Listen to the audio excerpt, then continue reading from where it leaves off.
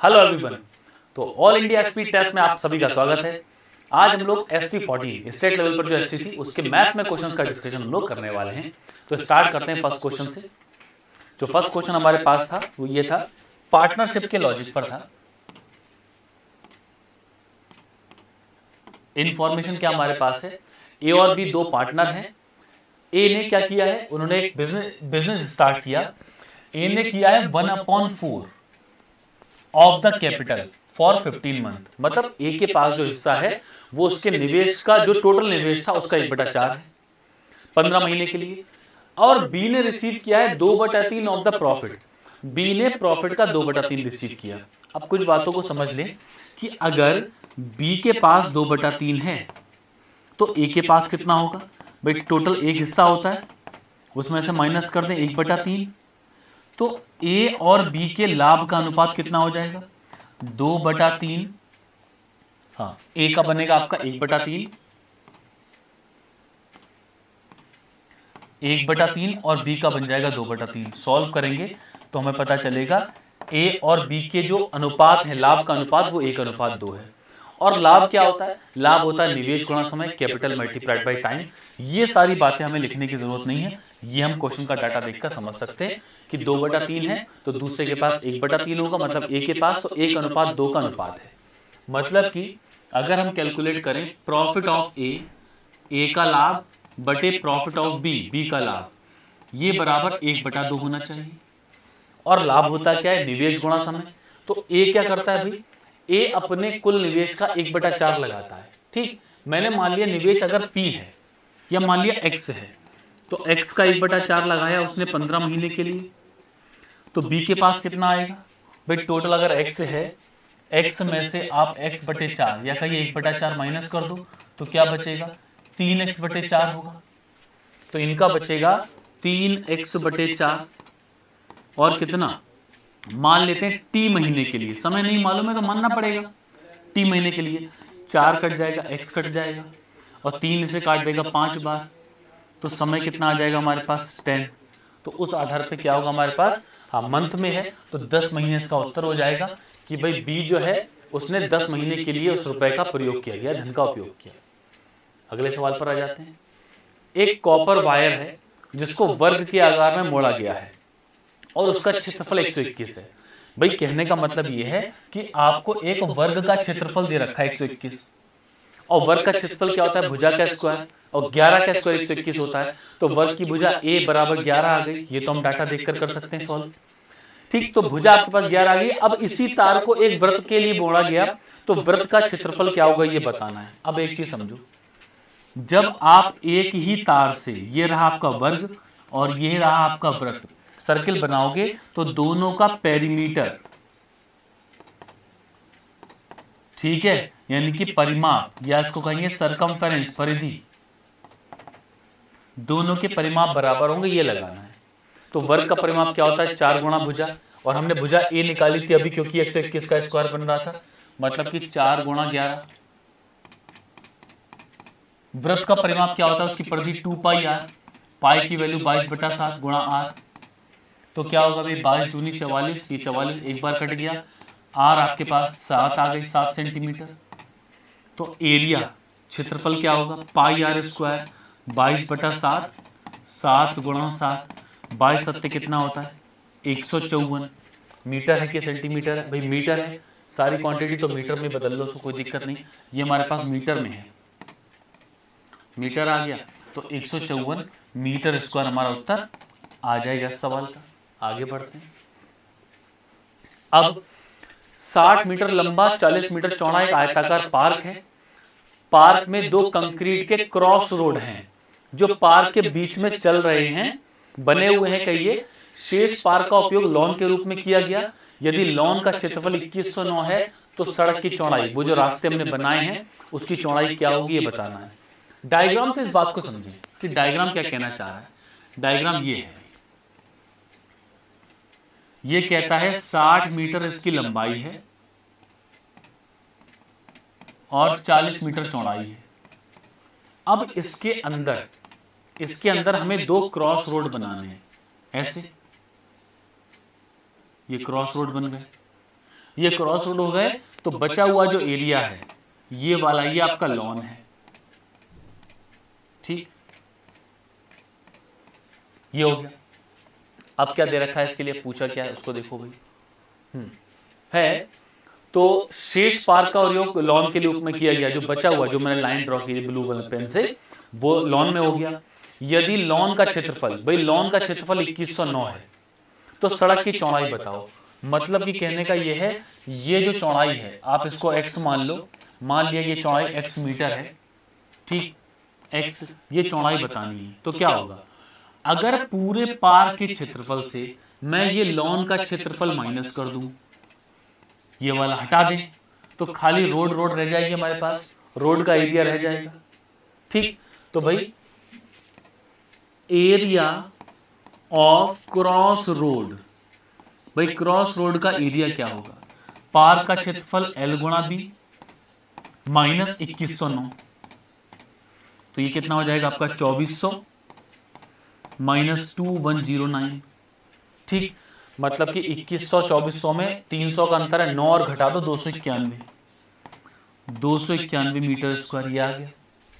ये क्षेत्रफल इस सड़क का है, और इस सड़क का क्षेत्रफल होता क्या है, ये जो एरिया हमारे पास सड़क का आया है 291 मीटर स्क्वायर, ये होता है आपका x L plus B minus X बराबर 291। ठीक, x क्या है, पार्क की चौड़ाई, L और b क्या है, पार्क की लंबाई और चौड़ाई, x है रास्ते की चौड़ाई। तो मतलब कि ये तो निकालना है, L था आपके पास 60 प्लस 40 माइनस x बराबर कितना आ जाएगा 291, तो ये बनेगा 60 40 100, तो 100x माइनस का x स्क्वायर माइनस का 291 बराबर 0। यहाँ से क्या होगा, x square minus 100x plus 291 बराबर 0।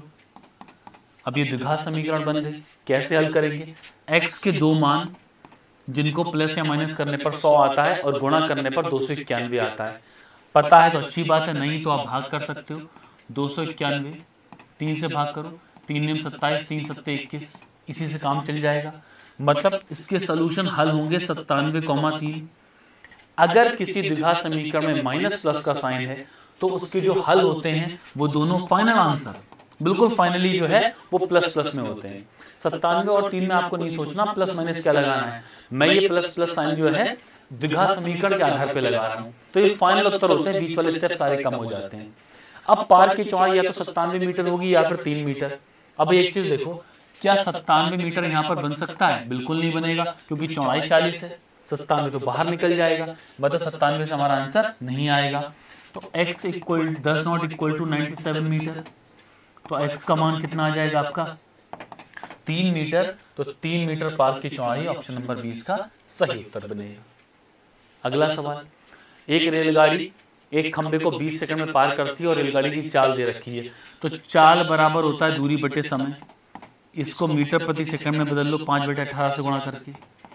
ट्रेन जब किसी व्यक्ति को किसी खंबे को पार करती है तो दूरी की जगह हम लेंथ ऑफ ट्रेन, ट्रेन की लंबाई लगाते हैं, तो यहाँ पर लगा दो LT लेंथ ऑफ ट्रेन, और समय कितना है 20 सेकंड, तो 18 से 2 बार काट देंगे, लेंथ ऑफ ट्रेन कितनी आ जाएगी बच्चों, यहाँ से 200 मीटर हमारा उत्तर आ जाएगा। अगला प्रश्न, 5,000 रुपए पर 4 वर्ष के लिए 6.25 प्रति वर्ष की दर से साधारण ब्याज, 400 रुपए पर एक निश्चित अवधि के लिए 5% प्रति वर्ष की दर से साधारण ब्याज के बराबर है। मतलब पहले स्टेटमेंट का दूसरे स्टेटमेंट का, दोनों स्टेटमेंट का साधारण ब्याज बराबर है। पहले में सब कुछ दे रखा है, समय, दर और धनराशि, दूसरे में समय नहीं दे रखा, समय निकालना है। तो भाई क्या होता है, SI इक्वल टू PRT/100, पहले वाला ब्याज P, रेट कितना आपका समय है 4 और रेट 6.25 बटे में 100 लिख लो, लिखने की जरूरत नहीं, कट जाएगा। अगला वाला कितना है भाई, P, रेट कितना हमारे पास है 5, समय हमें बताना है, T समय है बटे 100। ऐसा कर लो, या तो इसको काट दें या फिर हम क्या करें, चलो इसको काट देते हैं 100 से 100 और 0 से 0 कट जाएगा, और यहाँ से हम समय निकाल लें, तो T बराबर क्या आ जाएगा, T आएगा 5 गुणा 4 यानी कि 20 गुणा 6.25 बटे में कितना आ जाएगा आपका 5, 5 आएगा और ये 4 भी आ जाएगा, ठीक है। 5 गुणा 4, तो भाई क्या होगा, 5 से काट देंगे इसको 4 बार, 5 चौक 20, 4 से 4 कट जाएगा, 6.25 बचेगा। अब ऑप्शन में कहीं डेसिमल तो है नहीं, तो आपको पता है 0.25 1/4 होता है, तो इसका मतलब समय जो होगा आपका 6 सही 1/4 वर्ष का बन जाएगा। ऑप्शन नंबर सी इसका सही उत्तर बनेगा। अगला प्रश्न, एक व्यक्ति 12 किलोमीटर दूरी 3 किलोमीटर प्रति घंटा, मतलब ये पहली दूरी का हिस्सा है। 18 किलोमीटर की दूरी 9 किलोमीटर प्रति घंटा और 24 किलोमीटर की दूरी 4 किलोमीटर प्रति घंटा की चाल से चलता है। औसत चाल बताना है।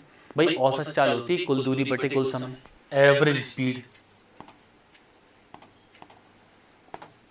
एवरेज स्पीड कुल दूरी, या दूरी जोड़े तो 12, 18, 30 और 30 और 24 54, ये तो हम डायरेक्ट जोड़ सकते हैं। कुल दूरी, कुल समय बटे में समय लगाना है। समय प्रश्न में दे नहीं रखा, में निकालना पड़ेगा। समय होता क्या है, समय होता है दूरी बटे चाल। तो देखो भाई 12 की दूरी उसने 3 से कवर किया, दूरी बटे चाल, प्लस 18 किलोमीटर दूरी 9 की स्पीड से गया, तो दूरी बटे चाल। ये लिखा समय जा रहा है लेकिन दूरी बटे चाल के रूप में लिखा जा रहा है, ठीक। और तीसरा वाला क्या था, 24 किलोमीटर था और दूरी चाल कितनी थी हमारे पास, 4। तो मतलब कि 3 चौक 12, 9 दूनी 18, 4 छक 24, 6 2 8 4 12। तो ये हो जाएगा आपका 54/12। 2 से काटेंगे 6 बार, 2 से 27 बार, तो 6 चौक 24, 4.5 किलोमीटर प्रति घंटा जो इसका उत्तर आ जाएगा। अगला प्रश्न, टिम और जिम 2 छात्र हैं, एक परीक्षा में आ गए, उपस्थित हुए।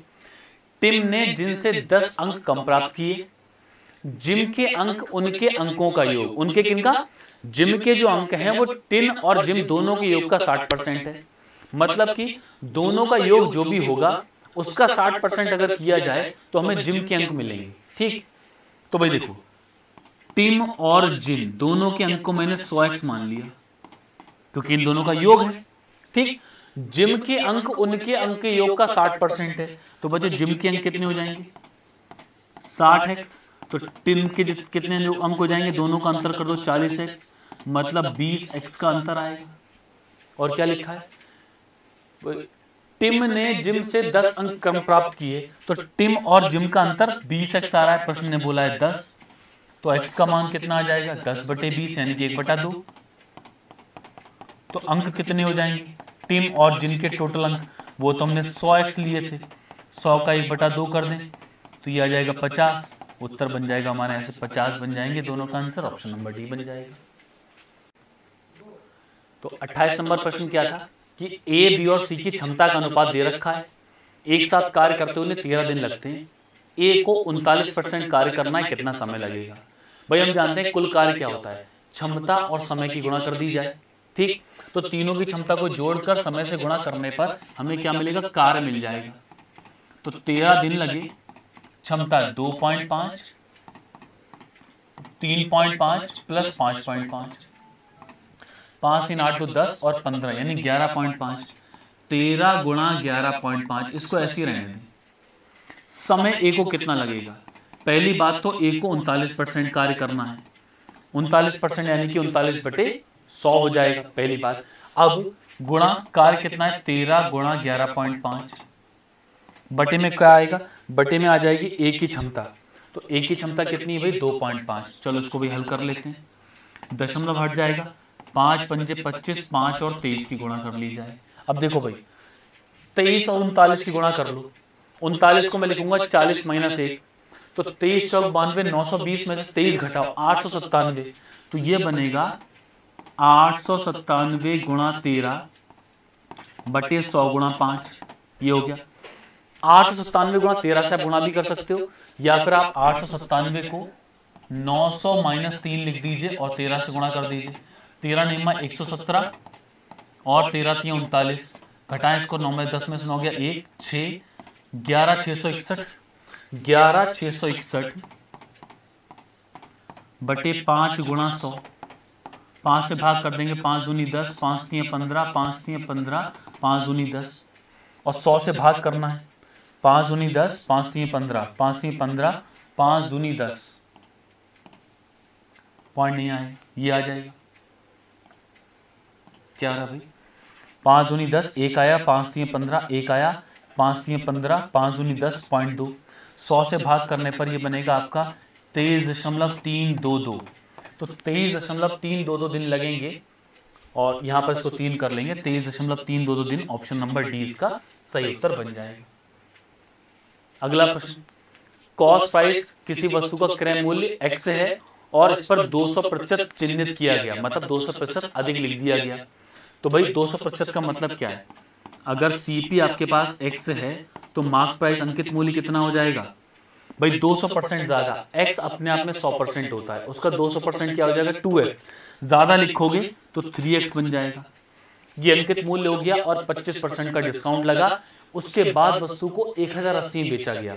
तो भाई किसी वस्तु का अंकित मूल्य अपने आप में 100% होता है, 25% डिस्काउंट में गया मतलब 75% बचा किसका, अंकित मूल्य का, वही आपका विक्रय मूल्य यानी कि सेलिंग प्राइस बनेगा।